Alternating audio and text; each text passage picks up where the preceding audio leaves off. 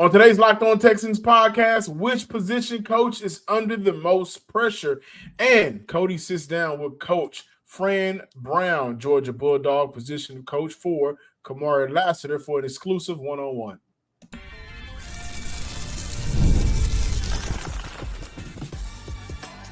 You are Locked On Texans, your daily podcast on the Houston Texans.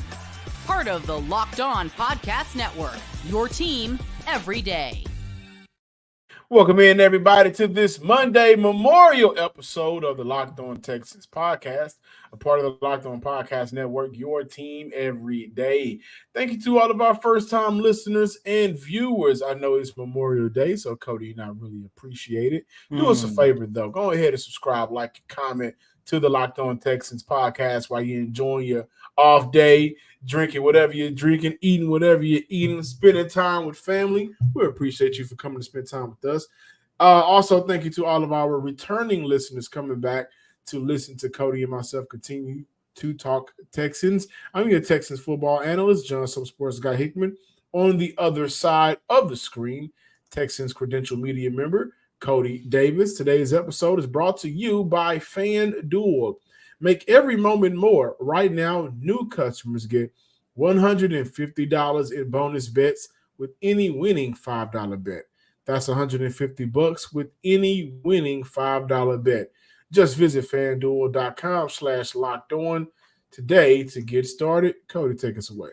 And on this Memorial Monday installment of Locked On Texans, we will have an opportunity to hear from former DB coach at Georgia, Coach Fran Brown, to hear what it was like helping and laying the groundwork for Houston Texans top prospect in the 2024 NFL Draft, Kamari Lassiter. But John, we're going to get this latest installment of Locked On Texans kicked off with which position coach is under the most pressure. And to me, I know you're going to look at me a little bit crazy, but John, I'm going to have to say Ben McDaniels, wide receiver coach. Why? Because there is a lot. Look, first and foremost, I understand we are expecting the Houston Texans to have one of, if not the top wide receiver unit in the NFL for this upcoming season. We talk about it a lot. The big three, and they definitely do have a big three. Tank Dell, Stephon Diggs, Nico Collins. It doesn't matter who is going to take the helm as wide receiver 1, 2, 3. I truly believe that every single one of those guys will have an opportunity to share that role depending on the opposing team. However, John, after you get past those three, it's like, okay, who is going to step up and help fill the depth? We talk about it a lot here on this show. We are expecting big things from John Mechie. A lot of people are also expecting things from Xavier Hutchinson. Those two guys alone is going to be very important to see how their development stack up to not only last year, but for this upcoming season. Because as we know, it doesn't matter what you are expecting from the big three.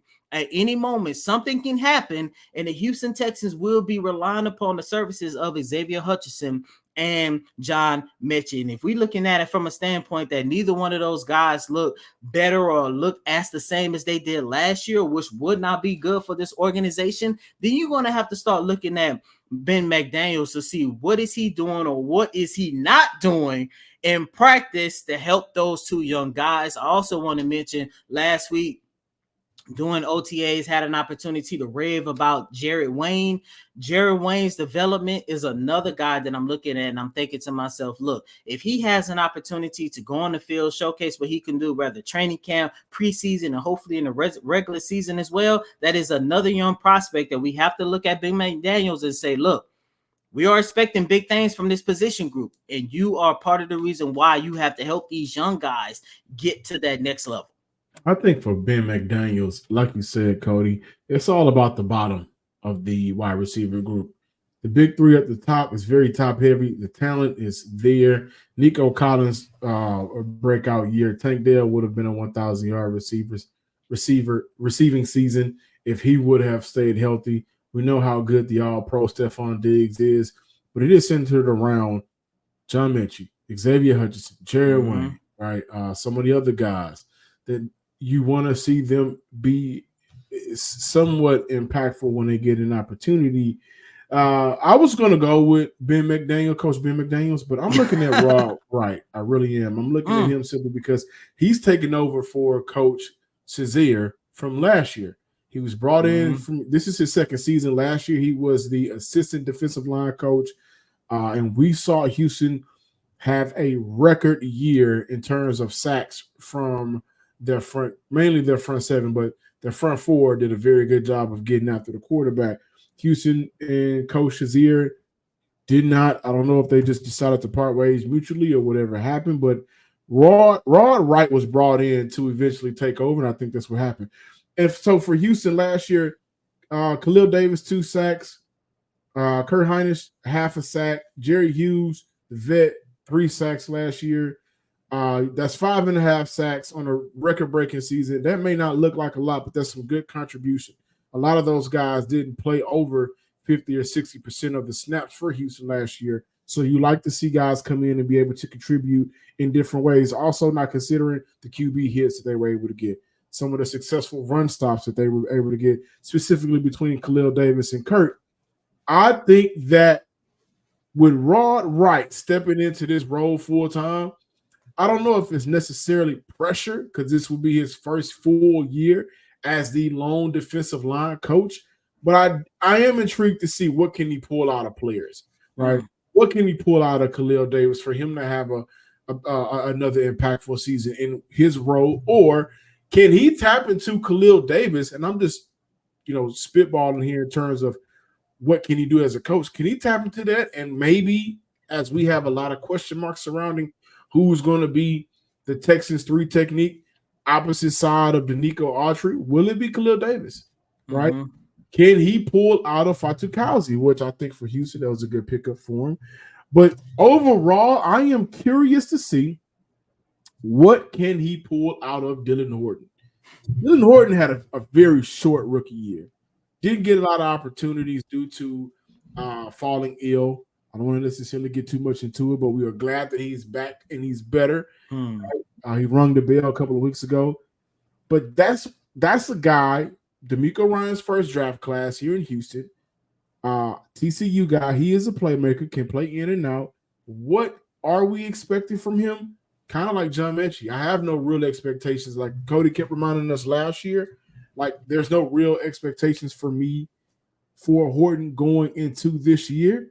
However, I want to just see during training camp, I want to see what Rod Wright can bring out of him and where can they place him on this defensive line. Can he be a young version of Danico Autry? Can play 5, can play the 3, inside out type of guy. I'm curious to see, but I think overall, Rod Wright, because he got the best out of Leonard Taylor, the 3rd from Miami. He had a career year. Then after he leaves, you saw Taylor kind of decline this past year. Rod Wright is in Houston. He's no longer in Miami. Can he bring some of that juice to this defensive front for some of the guys that, we're not talking about Will Anderson. We're not talking about Danielle Hunter. We're not talking about Autry. We're talking about some of the lower level guys that was productive last year under Coach Shazier. He's now gone. He's stepping in, and he's been proven to help guys get better and get to the next level in their game. Again, I'm citing his time in Miami. Also, I want to say it was UTSA, where we saw guys do a very good job of producing once he takes over for the team on the defensive side of the ball. UTSA, defensive line coach and D coordinator. I'm interested in Dylan Horton, and I want to see what he can do this year. I'm not putting anything on him. I don't want to have like 2 sacks, 4 sacks, 5, none of that. But I want to see if he can be an impactful player for this D-line in whatever role they assign to him. Really quick, and I know this is a position, Coach, you and I have raved about over the last couple of years, but because outside of Darius Stingley Jr., the position group really isn't that strong, or it has a lot of questions. You have a rookie and Kamari Lassiter. You guys are going to hear what Fran Brown had to say about his development at Georgia. But, the main two guys that's as of right now competing for cornerback number 2, CJ Henderson and Jeff Okudah, both of those guys had their moments, a little bit of a moment during the first part of OTAs. But as of right now, John, I must admit, I'm not too confident in saying which one I will roll with if the season was to start tomorrow. Where do you put Dino Vaso on this list? Because whether it's Kamari Lassiter, CJ Henderson, or Jeff Okudah, whoever takes that spot at CB2, they're definitely going to have to make sure that Dino Vaso shows why he has been one of the best position coaches for this organization over the last couple of years, especially considering that majority of his entire tenure, he has had more so veteran players to work with, i.e. Steven Nelson, i.e. Desmond King, even my guy, even though he hasn't been here in a while, Shaq Griffin, he played a role in helping Shaq Griffin establish himself. So just really quick, what would you put him on there? Even though we do have faith and confidence in him, but just knowing there's more questions surrounding that position group now. Yeah, he's a guy that I don't think gets talked about a lot here in the city of Houston and in their media for the job that he's done. Honestly, I mean, I love Dino Vaso. The thing with Dino, he may be under more pressure than Rod Wright, honestly. This was Houston's probably, in terms of investing into the cornerback position, you got new faces in Jeff Okudah, CJ Henderson, Miles Bryant, Kamari Lassiter. Desmond King comes back.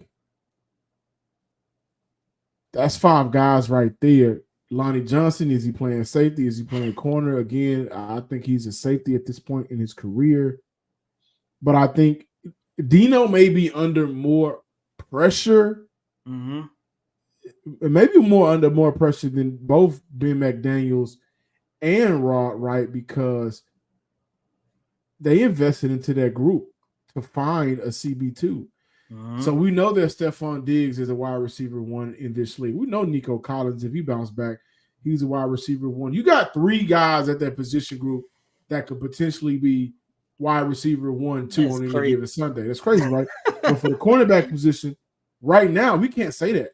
We got 1 CB1, and we think it'll be Jeff Okudah, but correct me if I'm wrong, Okudah didn't have the best of days last week. Hell no. So we're not too big on CJ Henderson. Kamari Lassiter is a guy it's kind of like, that's a rookie. You like him, I like him. But how often and how early do we want to see him play? Miles Bryant is your nickel. Desmond King is your vet nickel. They got guys, but it's no clear who's the next guy. And I think that's where you start looking at coaching to see what can he pull out of a player, Dino Vaso, to get him to be the resounding cornerback 2 on this team. And if something does happen, if we need for you to step up and be CB1, can we trust you? Honestly, he like I said, he's probably under the more pressure than both Ben McDaniels and Rod Wright. Rod Wright got Daniil Hunter and Will Anderson. Those are still 2 1A guys, and Daniil Hunter is a 1 guy. All Rod Wright has been, Rod Wright, Dino Vaso has been given, has been Derek Stingley. So in terms of coaching, I'm excited to see how he gets the most out of his players. It's winner take all season in the NBA and NHL, and make sure you can get in on some of that WNBA action, because FanDuel is giving you a shot to bring home a big win of your own. New customers get $150 in bonus bets with any winning $5 bet. That's $150 to bet on spreads, money line, player props, and much more. We'll take the over-under on Angel Reese and rebounds. She's one of the best, if not the best, offensive rebounder in the WNBA. Right now, with the NBA playoffs going on, you got Luka, you got Kyrie. Does Luka combine for over 45 points and assists? Well, you can also bet on that. You can bet on a lot of things, so just visit FanDuel.com/lockedon and make every playoff shot count. FanDuel, America's #1 sports book. Kamari, what do you remember about playing under your DB coach in Georgia, Coach Brown? Like, how much do you credit your success to him? Coach Fran was a very influential coach for me. I would say, he really challenged me on and off the field to become a better man, a better football player, and he really pushed me to my limits. I would say whenever he came in, he just really, just worked with me, just challenged me every day. And, he just, we set out, goals for each other. And, his goal was, become a head coach sometime. And my goal was, get drafted. And we just kind of just worked with each other. And we were able to accomplish those goals. So in the first segment, as we talked about the cornerback position, of course, there's a lot of questions surrounding that. But I do believe, John, best case scenario, regardless of how Jeff Okudah and CJ Henderson look, best case scenario, the Houston Texans will have full confidence in starting Kamari Lassiter come week 1 of the 2024 season.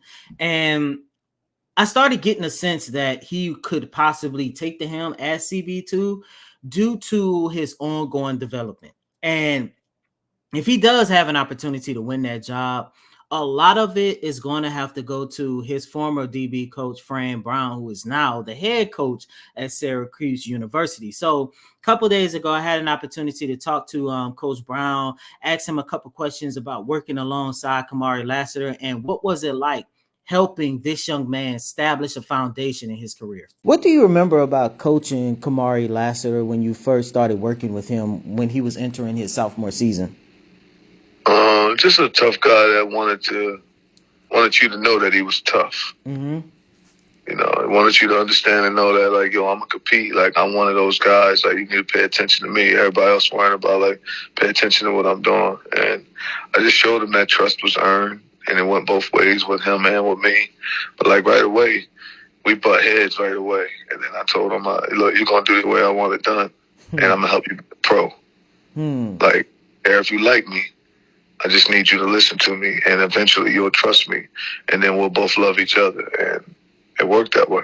When you have a player that's going through a situation like that, is it more so their passion that you can really tell that's coming out even more, or what? It's both. It's like their passion, and then it's like coaches told them a bunch of BS. You know what I mean? You recruited by one coach, then you get there, then you coach by another coach, then that coach leave, and now it's another coach coming, and he telling you, I'm going to help you. And you're like, man, y'all keep changing. Ain't nobody else. So you got a young kid that's like going through changes, Mm-hmm.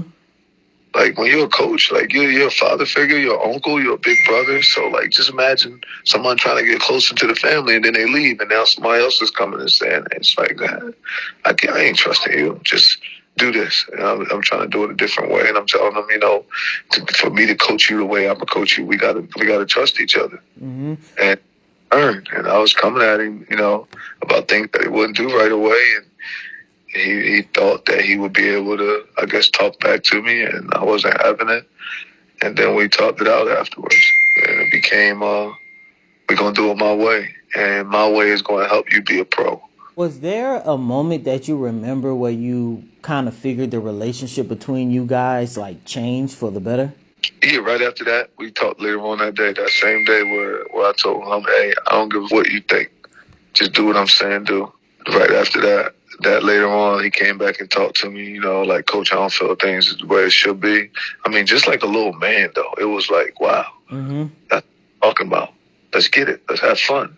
I can help you be a pro. So. In the 2 years that you worked with Kamari, in what ways did you actually see his game grow the most on the field? I mean, just all the time, man. He just competed his butt off. But really, in the first year of the playoffs, man, that kid just responded. We playing different guys. He just always kept making plays, and he got better every game from this whole, like, the whole sophomore year all the way through. He just kept getting better and better. Then we went to go play LSU. We just made some key plays and just did the right thing. And then in the national championship, he made plays. Like, man, he just was making plays, Yeah. He kept making plays and was consistent and just kept wanting to be better. He kept asking for it and coming in to meet early in the morning, extra meetings, making guys come, hold guys accountable. Like, he damn near took over the room his first year when there was an older guy in the room. You kind of knew, like, okay, this guy's the guy. Yeah. When he got drafted, there was a lot of people, the one negative that I kept, hearing about was his 40 time. They kept talking about his speed because, as you know, a lot of people believe like when it comes to DBs, they're supposed to play fast. They're supposed to have this amazing speed and stuff. But from what you can tell during your time working with him, how was he able to thrive knowing that one of the major attributes that people love to see in DBs, wasn't really his strong suit? I just think that you have to play with good technique when you're a DB. If you can run a 4.6 or faster, with technique, you can play against anybody. He has good technique. He's super athletic. I mean, so this is what I say. The SEC, you think that's one of the faster leagues in college? Didn't nobody run by him. That's a good point. So, you know what I'm saying? They ain't run by him. They wasn't dropping bombs over there. When they threw it was breakups. I'm picking it. When they ran it over there, he came up and he hit the shit out of you. So I just don't I don't know what that means. I just know whoever runs really, really fast at wideout, let those two race, and I bet you it'll be a close race. You know what I mean? He's competitive. Like he's super competitive. I would say him and Brock Bowers on that team, like super competitive, like on another level of like, let's compete. Like that's what he wants to do. He's competitive and he's tough. I remember you said, one of the things that you used to tell him, if you just listen to me, I can make you a pro. What was it like to see that moment of him getting drafted to the Houston Texans? I was just happy for him and his family, man. I think he has an amazing mom and stepfather, grandma. I was just excited and happy for them, seeing them travel to all those games, seeing them go everywhere, all around the country to watch him play. I mean, it meant a lot, understanding and knowing his story and how hard they work. I was just thankful to be a part of it. When he called me, I said, hey, faith and hard work. Don't lose that. Nobody better than you. You compete on another level. Faith and hard work, that's all you got to keep with you. And it was like, I got you. I said, go enjoy that time with your family. I'll get with you later. What do you think the ceiling for Kamari could be in the NFL? I mean, he could be as good as like a lot of the guys. I mean, I think he could play in the NFL for 5+ years, He'll have the opportunity of getting another contract. It's just because he's going to take care of his body. Just him going in and staying who he is. As long as he stay Kamari Lassiter, he'll be fine. He'll adjust to the speed real quick. Speed going to be different at first. But once he understands and knows the playbook, he's going to play faster than everybody. He plays fast at all times. You got to tell him to slow down. So we had to tell him stop in practice. No, don't hit. Hey, here, stop. Like, take him out. Like, he does too much. Like, he's just OD. Last question before I let you go. Favorite Kamari Lassiter moment? Favorite moment? Oh, we had a lot of favorite, like, personal moments. Just, like, jokes, man. We just always crack jokes on each other. Like, he a little dude, so he always crack on me, telling me I'm bald, and stuff like that. But I would say my favorite moment was 3rd and long versus South Carolina, and we put him on that wide out. And him just making a play and getting up and just like his little celebration that he's always doing. That was my favorite moment, just seeing him because he was playing the opposite side.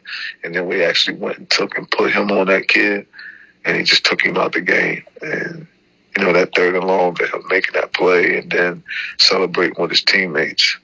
That'll forever do something to me, like just seeing and knowing that it was like, okay, this kid, he ready. Yeah, sounds good. And that you said that was against South Carolina, correct? I mean, yeah, they got a big wide out that got drafted. Was it Xavier Leggett? Yeah, exactly. I think I know what play you're talking about. Because somebody had posted that defensive stop on. Tell you was this. Watch all the passes Leggett caught. They was in the first half where we did other things. You watch the second half, no passes. Gotcha. You watch us play against who was really good this year. Great football team, great coach, running back Missouri. They got good wide out, caught one touchdown pass early in the game. You see what happened when we put Kamari Lassiter on him. 0 catches, about 4 or 5 targets. I mean, it just goes game after game after game. Whoever you thought was good, go watch when they played us. Awesome. Sounds good. Well, I appreciate your time, Coach. Appreciate you. You be safe, all right? Yes, sir. You too.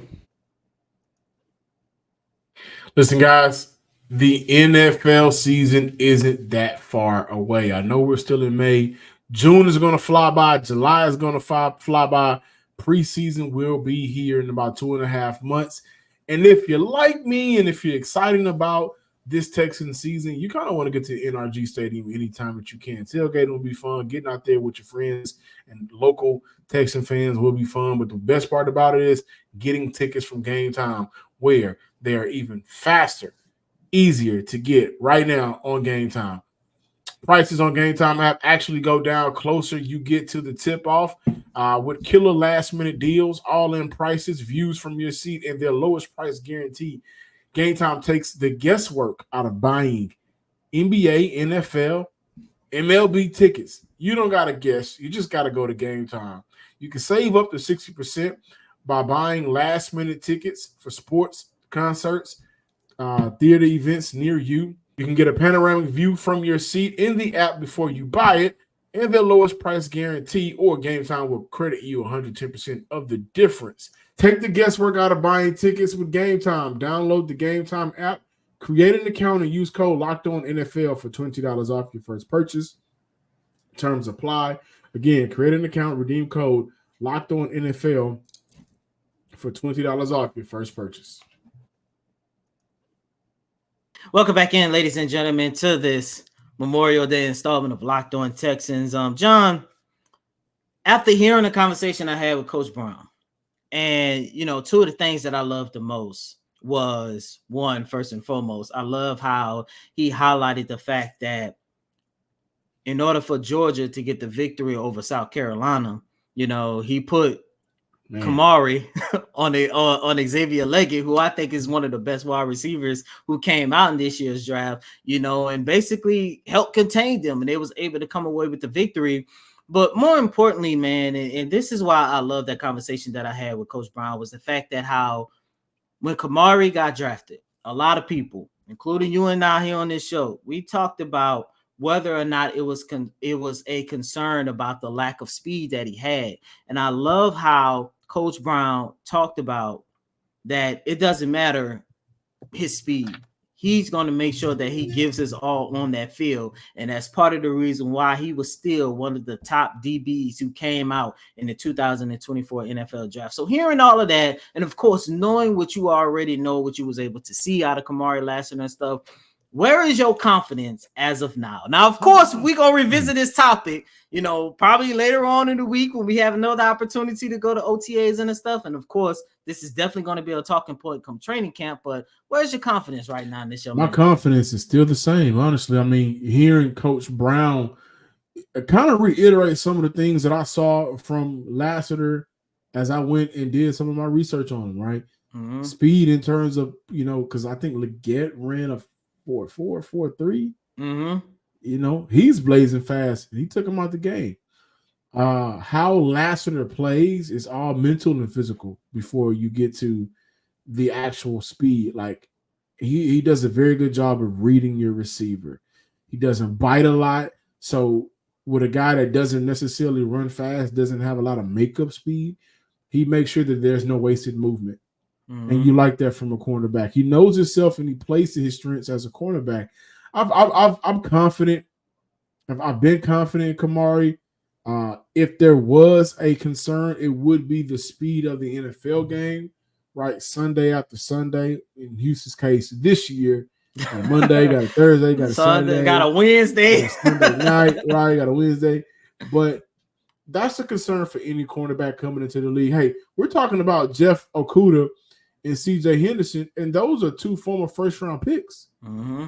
And they're still trying to find their footing in the league. Right, Jeff Okudah maybe had his best year in his career last year, but CJ Henderson is still searching for that moment. Mm-hmm. And this is going into, year 4 or 5 for CJ Henderson? So I think 4. I think Lassiter, and if I can speak frankly, I think Lassiter's to Houston, I think fans are not necessarily big on that pick. Number one, I think they really want a Kool-Aid. A lot of people want a Kool-Aid here in Houston, New Orleans. So blame Cody, y'all. The New Orleans Saints jumped up and drafted him, right? But if you take away the cool name, if you take away a lot of things, and if you go look at some of the tape between the two, Kamari Lassiter does a very good job of not allowing yak yards, no wasted movement. He knows his strengths. He's going to be on the hip of your receiver. And on top of that, he's going to knock somebody, I don't want to curse, but he's going to knock somebody's bleep in the dirt. He's physical like this. So I don't have no real concerns about him right now. And my confidence level is still the same. I have yet to have a reason to not be as confident in the young man as I did pre-draft. Now, as we talk about this all the time, off the screen, on the screen, out on the screen, when it gets to training camp, all them pre-draft measurables, everything that happened in college, once the physicality of the game gets here in late July, early August, then we'll start having real conversations. And it's just not about Kamari Lassiter as we talk about the DB room. It's about all the DBs that are trying to prove themselves in the league, on the team for the Texans. Thank you guys for listening and watching today's episode of the Locked On Texans podcast. Please be sure to subscribe, like, and comment to the page on YouTube and wherever you get your podcasts and listen to them. Also follow me on Twitter at John_Hickman12. And as always, I'm your host, Cody M. Davis. Please remember to follow me on Twitter at CodyDavis_24. Once again, that's Cody, COTYDAVIS_24. Until next time, ladies and gentlemen, peace. Enjoy your Memorial Day.